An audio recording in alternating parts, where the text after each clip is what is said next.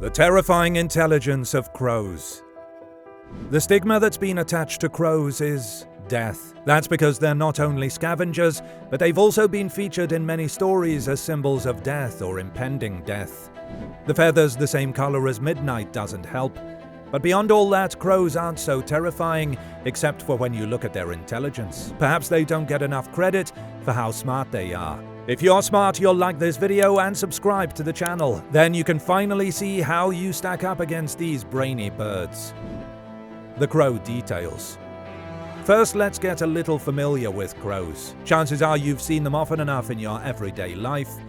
There's pied crows in Central and Southern Africa, the hooded crow in Northern Africa and many parts of Europe, the Indian jungle crow in South Asia, the American crow in Canada, the US and Mexico, and over 30 more kinds of crows. Typically, they're black birds of decent size, varying between 1 foot to 2 feet in length. You can find crows on every continent except for Antarctica and in a variety of habitats. Fields, pastures, coastal beaches, forested areas, and even urban areas. You'll see them perched on tree branches, telephone poles, signposts, anything that they can survey their home from. They're omnivores, so they'll be on the lookout for anything to eat. They're known scavengers, so if they see an injured or dead animal, they're happy to swoop in and get a plate of food. But they're also active hunters, preying on mice, frogs, and even young rabbits. They'll also eat fruit, nuts, seeds, and any other scraps of human food that is left out.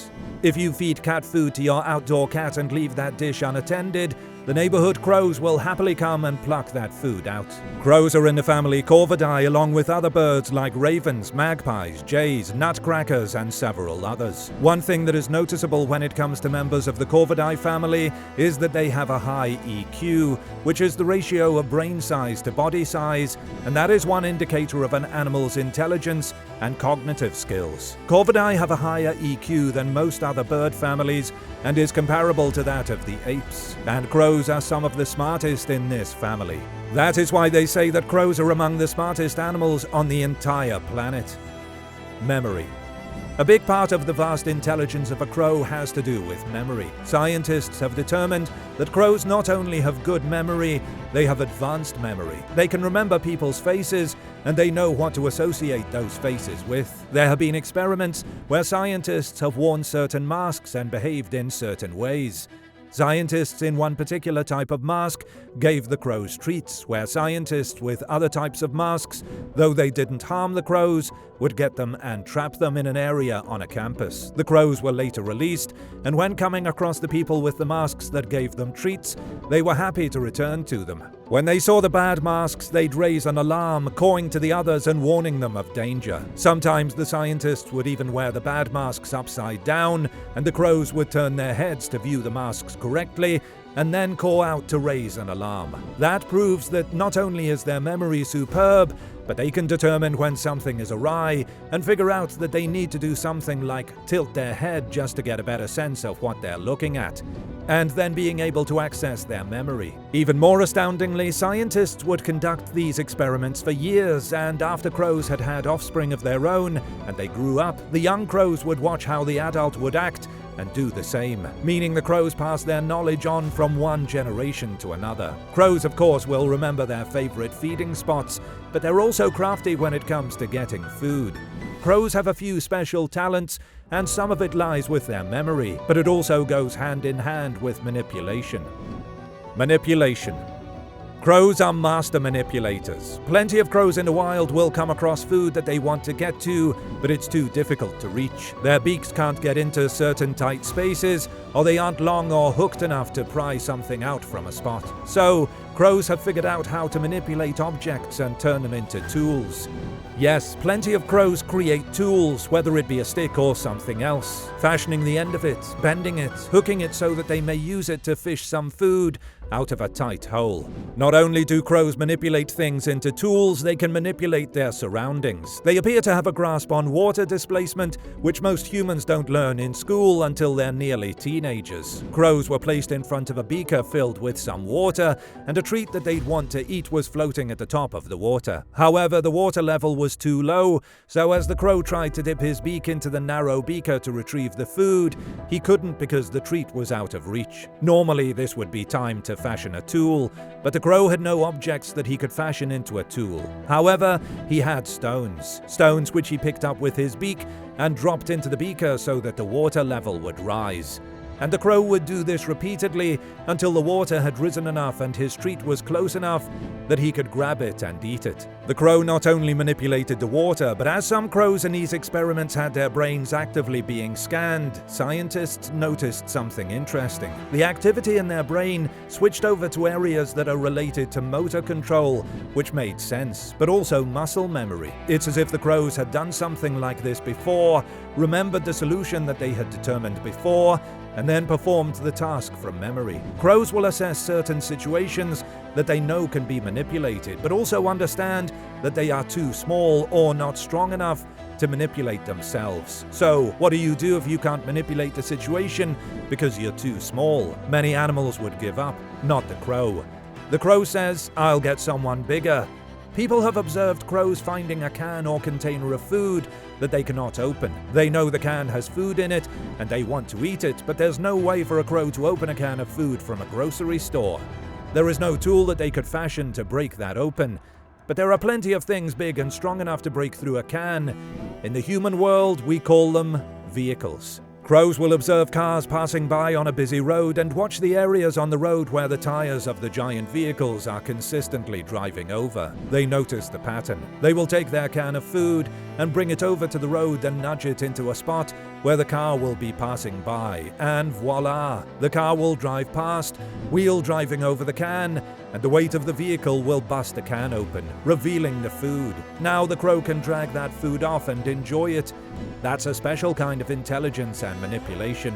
Knowing you are unable to do something, but checking your own ego and being all right with that. But determining that someone else out there can complete the task for you, even if they don't realize it.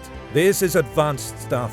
Crows should be taking advanced classes in school, or perhaps they already are, and they might be outshining some other animals that we typically regard as the smartest animals around. Schooling. Okay, some scientists have literally taken crows to school with humans and other primates. Crows appear to show an innate sense of what numbers are, which is already impressive. But there's something more astounding about what they can do. They understand recursion, the process of embedding structures in other similar structures. For a long time, it was thought only humans understood this, but we're not alone. An example of this is a sentence like, "The mouse the cat chased ran." There is the clause, "The cat chased inside the clause, the mouse ran." So this is exactly the type of thing that scientists wanted humans and primates to try to identify in their experiments, using brackets to identify recursion in certain examples. After showing the examples, and after completing the task correctly, the people were given verbal feedback. The primates were given food as a reward. More tasks were given. Human adults excelled at this. Young children 4 years old, they completed this about 40% of the time. Primates needed additional training, but once they had their extra training, they too completed this 40% of the time. Then it was tried with crows. They also got it right 40% of the time, but without any of the extra training. So, we often think of monkeys and other primates as the next most intelligent animals after humans, and when you see an experiment like that, you believe it too. That is, until you see that the crows completed it just as often as the monkeys, and with less training. So, crows are just as smart as monkeys, maybe smarter, and they learn things faster? In addition to learning fast in the lab during an experiment, crows showcase that they do this in the wild too. Similar to their observations of the cars driving by and determining that they could break open a can of food, they observe other animals. Crows have found that there are plenty of animals capable of getting food that they want and that they cannot get. They often work together to steal food from other animals once they've obtained it. They let the animal, say an otter, do all the hard work. Once the otter has gotten the food, the crows exact their plan. One crow sweeps in like he is attacking the otter, pecking at his backside. The otter, of course, reacts, spinning around, defending himself and trying to scare the crow away. The crow is persistent, as if he is angry with this otter, unrelenting, continuing to attack. The otter is agitated. Why must he defend himself for such a long period of time? And then suddenly the crow stops and flies away. What was that about? The otter turns around to realize that Crow was only the distraction. Another crow or two swooped in to steal the food that the otter so painstakingly obtained. Crows have learned to use other animals' weaknesses against them, whether that be the fact that they are easily distracted, overly defensive or aggressive, or easily agitated. They watch, they observe, they learn, and they do something else so very human. They mourn. Mourning. All these other forms of intelligence show that crows can learn quickly. They can memorize things. They understand how to manipulate their environment. They adapt and do what they need to get food and survive. But something like mourning, it shows emotional intelligence. Not just the robotic notion of knowing things, performing tasks, but doing something that we think of as human. When a fellow crow dies, other crows will gather around the body and begin to call loudly. They call out to the other crows in order to alert them to what has happened. More crows gather around the body after having been alerted. It could be dozens of them, and they will all start cawing. It's speculated this is a form of grief. Some believe it is more about the crows, in a way discussing potential dangers, especially if the crow had died suddenly. No one is quite sure why, but the crows are keen on doing this for a long time. It could be 20 minutes, it could be an hour. Gathering around the deceased in large numbers and cawing. There is a purpose for it, even if humans don't know what it is. These crows mourn the loss of a fellow crow in their own way. They essentially hold a funeral. Maybe it isn't for one singular purpose, maybe it is for multiple purposes. Grieving, discussing dangers, closure, respect. Crows are often associated with death, but not for the reason that they treat death in a specific way, much like humans do. But maybe that should be the reason why we associate them with death. Or maybe we should associate crows with intelligence, as they've proven to be one of the smartest animals on Earth. And can we say for certain that they're not smarter than us?